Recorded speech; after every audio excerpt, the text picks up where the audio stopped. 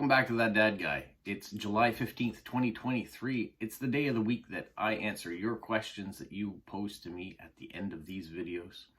And every Saturday, I answer your questions, except for the first Saturday of the month where I ask you a question and give you a whole month to send me a postcard in with your answer. Let's get to that right away for this month. I'll do a recap. So the July question is, what is your favorite summer treat? So you can write a postcard. It could have a picture of the summer treat on it. It doesn't have to though. And you can write July question or question number 6 on the top of it.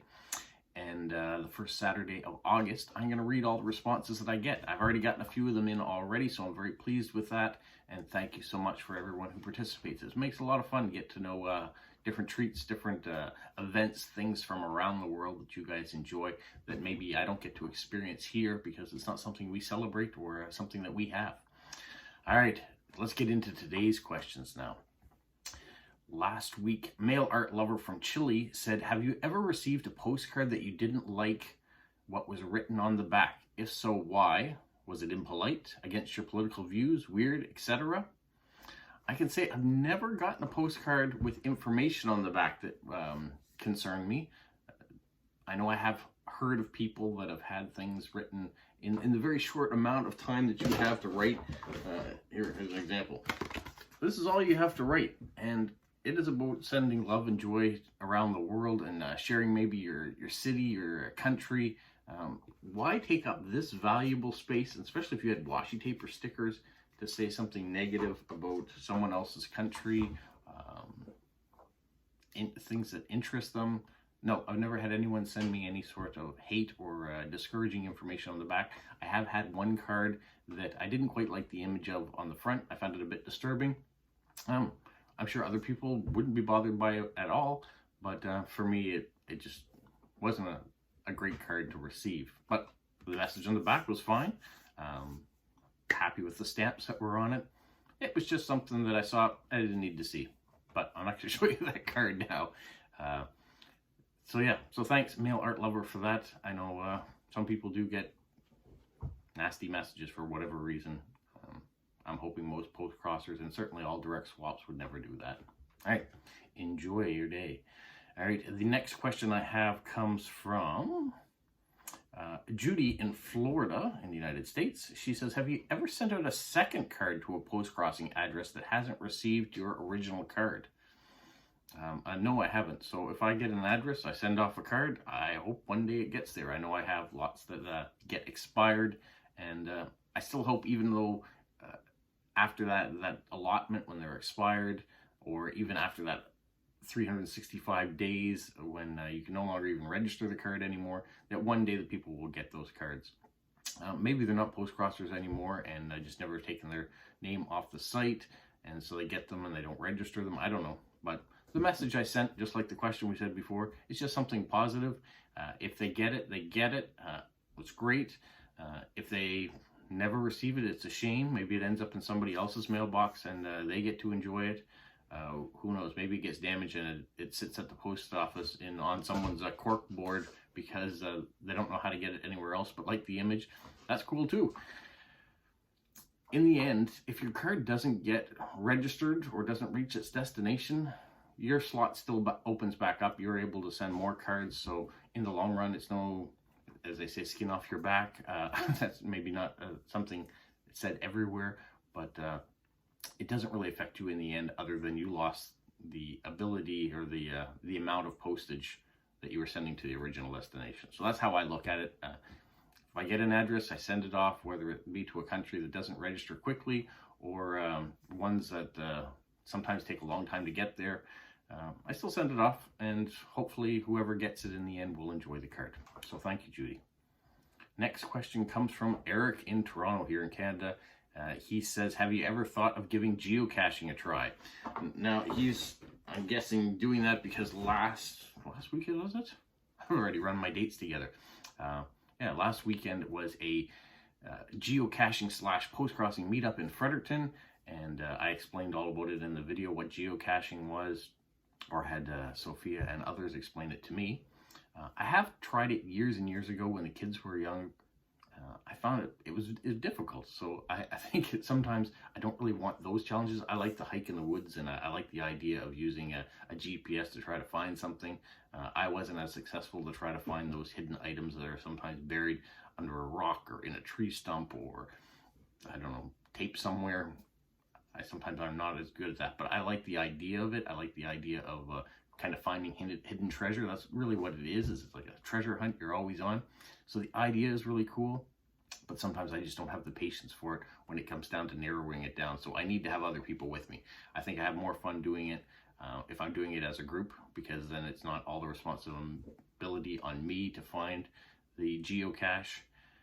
I didn't do it last weekend, even though I was encouraged to do it, because I just didn't have time to. I went up for the Postcrossing event. I wanted to shoot the video. I wanted to meet other postcrossers, and then I had to get back because I had friends that were coming to stay over. So, yeah. Answer your question, Eric. Have I ever thought about it? Yes, I have thought about it. I have done it in the past. Would I do it again as a group? Probably, yeah. Given enough time, there's lots of them around to find, and I think other people are now getting into it too, as a result of the video from last week that maybe hadn't heard about it and are giving it a try. So that's great. Enjoy geocaching. All right. The next question comes from Ashley K. Journals 8284, and she says, where did you get that dad guy stamp? This wooden stamper here with my logo on the bottom that I use to stamp all my cards. If there's space at the end, I put that. I stamped my cards with them, but certainly at the Postcrossing meetups, I use this one. I got it from Zazzle. It's an online store. Someone also told me about it when I was looking for a stamp, and it cost me $12 for this, and then I paid another $6 for an ink pad, and then I paid $12 for shipping because I'm in Canada and Zazzle was in the US. So I did have to pay a bit more. So if you happen to be in the US watching this and you want a stamper, I went to Zazzle. It didn't cost me very much, and probably be even less for you because it's shipping's probably either free or very minimal there. So that's it. Not too expensive. It saves your hand at the meetup if you've got lots of people that are there and lots of cards to stamp. It's great for that. And I also like it because of when I'm sending out things either through my YouTube channel to people to be able just to stamp that dad guy is great. I've also had other things made. I had stickers made with that dad guy. I don't think I got those at Zazzle. I think I got them somewhere else though.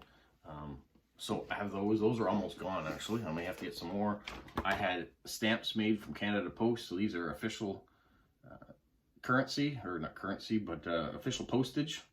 It has that dad guy, YouTube, Postcrossing, everything's there on the stamp. They don't do specialized postage anymore, so I ordered these right before they canceled the program. So I hang on to those pretty tightly. I send them off to occasional people just to try to make them last as long as I can, because I know I can't make more of them, and I think they're a pretty special thing to have as your own postage. So, all right, thank you, Ashley K. Journals. She does say one other question though. She said, if you were to sing karaoke, what song would you choose? Okay, I've never sang karaoke. I do sing in the car. I might sing along to the music that's playing on Sundays when I'm writing my postcards. If there's something going on, I do like to sing, but never done karaoke. I don't know if I could even do it, but if I had to, I'd probably either choose Blackbird by the Beatles. That's one of my favorite songs. Very short too, so you wouldn't be up there embarrassing yourself for too long. Or I'm Yours by Jason Mraz. We sung that a lot. I used to sing it with my son when we go for walks. He used to know all the words that went along with it too, so it was just one of those cool things. So it's a nice memory there. So probably one of those two songs I'd sing if I was singing karaoke. All right, the last question I have comes from Amber in Missouri in the United States, and she says, do you or your father have an Australian stamp collection?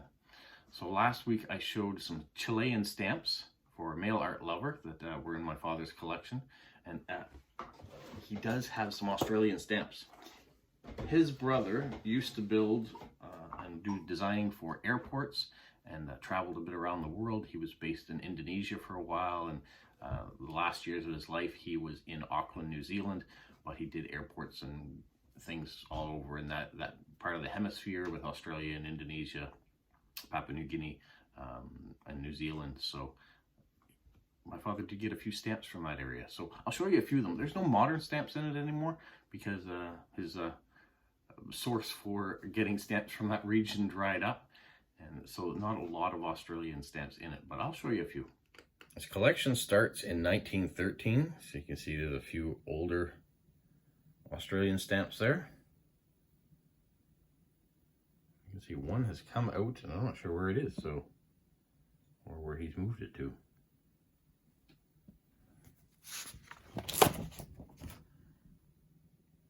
There's the Queen Mum. Some nice animals of Australia. Some good cancellations in some of these too. Australia being another Commonwealth country, you can see the royals are heavily influenced on the stamps as well.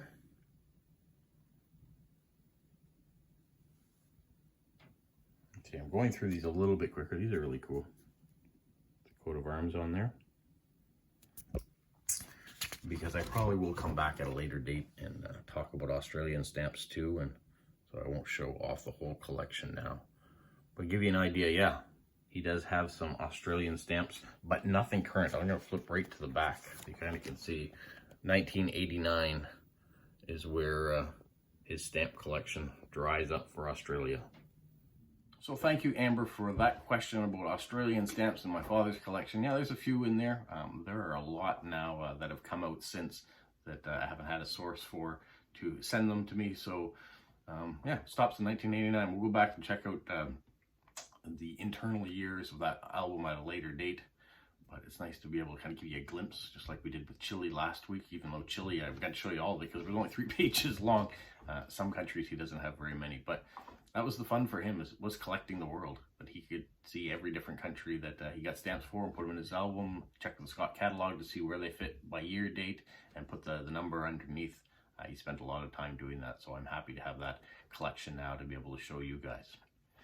What else we got going on? Oh, I'm looking at myself here. You can see the glare. This is the sun, the redness I got from the Busker Festival yesterday. And you can see there's the tan line. I guess I need to strip naked and go in my backyard and tan to get rid of the lines and even it out. Yeah, I'm not doing that. And my neighbors would thank me for that. All right, that is what this video is all about. You've made it through to the end of it.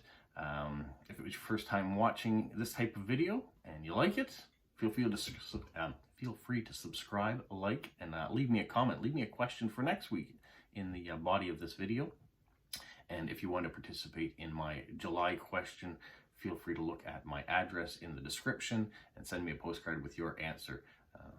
I get people that participate on a regular. It's always nice to get new people too that are participating too, to see from different countries, different regions. Sometimes people say, well, it might take more than a month to get here. I don't mind. If you've got July question on it or the number 6 question on it, I will read it off when I receive it if it is past the time, to make sure it all fits together. And then it will go into the binder of postcards with the appropriate question.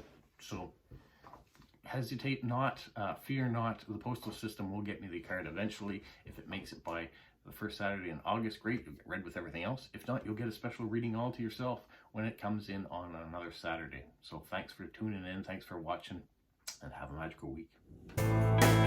What, Polo? You say like, subscribe, share, and tell all your friends? Who's a good boy?